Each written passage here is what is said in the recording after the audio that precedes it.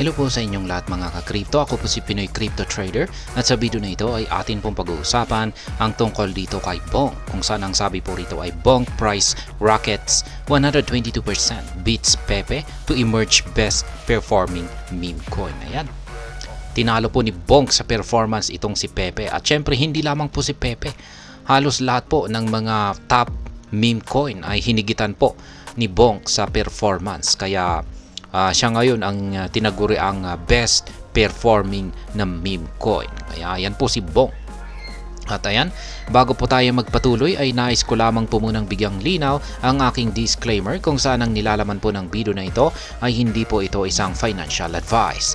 For education and information purposes lamang po ang layunin nito. Maliban po dito ay nais ko na rin pong magbigay babala na wala pong kahit anumang group chat ang Pinoy Crypto Trader. At ayan, ang sabi po rito ay Bonk price briefly grazed for 0 digits 28 on April 24, marking a new peak for the month with vital market data trends showing that Bonk has now overtaken Pepe to emerge the best performing meme coin over the last week. Kaya ayan, nagpakita nung yung pinakamatinding performance po ni Bonk ay nitong nakalipas po na April 24. Ayan, check po natin yung dito po kay Coin Market Cap. Ayan, siya na rin naman po ay ang nananatiling top 6. Ayan, 1, 2, 3, 4, 5, 6. Top 5 po pala. Ayan, 1, 2, 3, 4, 5. Ayan, top 5 itong si Bonk. At ayan, yung kanyang 7-day performance ay siya pa rin po yung may pinakamataas dito. Ayan, na inangat or naging paglago. Siya po ay nasa 78.33%. Yan, kumpara po sa ibang mga top meme coins natin dito. Kaya dahil dyan, siya po ang tinaguri ang best performing yan, na meme coin sa loob ng linggo na ito. Ayan, 78.36%. Pero nung mga nakalipas na araw ay nasa mga 90 po yan. Tapos naging 80. Tapos ngayon ay naging 78 na po siya. Bonk price is up by 122% in second half of April. Ayan, umabot po siya ng 122%. Recent market data shows that Bonk, the second largest meme coin on the Solana network, has pulled disproportionately more traction, more than doubling its market capitalization in the last 2 weeks. Kaya ayan, itong si Bonk ang pumapangalawa po na pinakamalaking meme coin dito sa network ni Solana.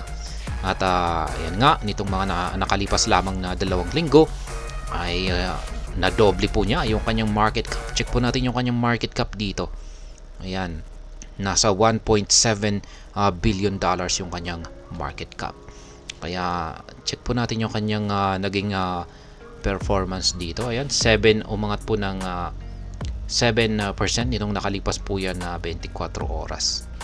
Ayan, check natin yung last 7 days. Ayan, hindi po pala nagre-reflect dito. Yung price lang po pala.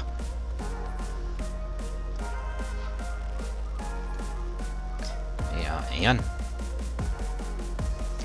Since rebounding from its monthly low of 40 digits 12 on April 13, Bonk has surged by a whooping 130% to reach 40 digits 27 at the time of publication on April 25.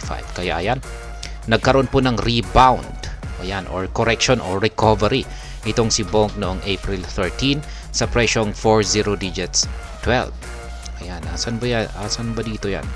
Yan, April 13, mga nandito po yan, nagkaroon ng rebound. Ayan, dito. Ayan po yung kanyang rebound. Tapos dito na po siya umangat at nakapagbigay ng 130% na gain, kung saan ay umabot po siya sa 40 digits 27. Notably, Bonk's 130% price surge in the last 12 days makes it the best performing meme coin in the top 50 crypto market rankings, while Pepe sits at a distant second place with 109.8% gains during the same time frame. Ayan.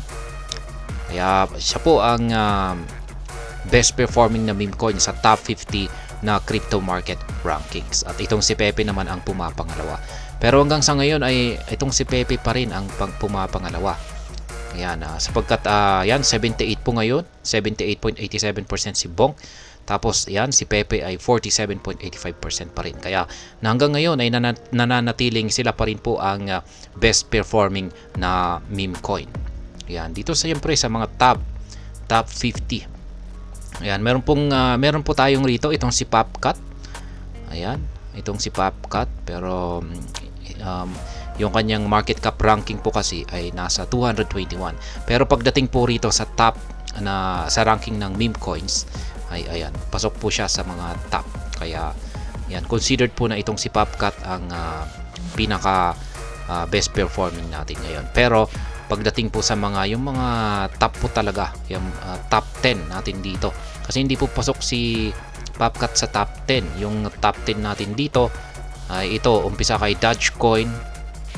Ayan, pang-5 po itong si Bonk, 6, 7, 8, 9, 10. Ayan, pasok po pala sa top 10 itong si Popcat. Kaya ayan, siya ang best performing po dito sa top 10 na mga meme coin. Ayan, pero yung mga pagdating po kasi sa mga established na mga meme coin ay syempre itong si Bonk ang kino-consider po natin na best top performing. Kasi meron na established meme coin na po kasi siya. Kaya yan, hindi po natin alam kung itong si Popcat ay magtatagal dito or temporary lamang po siya rito. Kaya yan.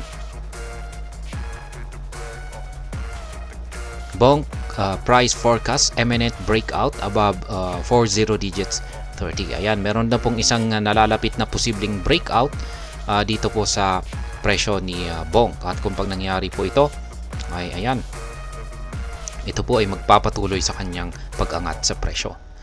At ayan nga, kung mababasag yung kung magagawa niyang lampasan ang presyong 40 digits 30. Kaya ayan, si Bonk po ay naglalaro ngayon sa presyong 40 digits 26.46. Despite 130% gains in the last 12 days, technical indicators suggest that Bonk price still has room for more growth, especially given that BTC and Ethereum are still in a consolidation phase. Yan. Sabi rito ay kahit na nakapagbigay na ng 130% na gain itong si Bonk nitong nakalipas na 12 araw, ay yung mga technical indicators po ng yan, nagpapakita naman po ng patuloy na paglago or pag-angat sa presyo itong si Bonk base sa mga technical indicators.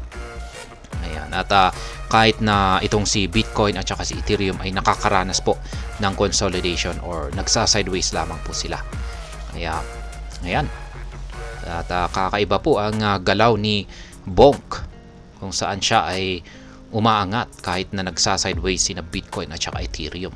The Bollinger Band further affirms this bullish Bonk price forecast. Ayan, kinukumpirma daw po ng Bollinger Band yung galaw na ito, paggalaw na ito ni Bonk. Ayan po yung Bollinger Band natin na binubuo po ng mga linya rito.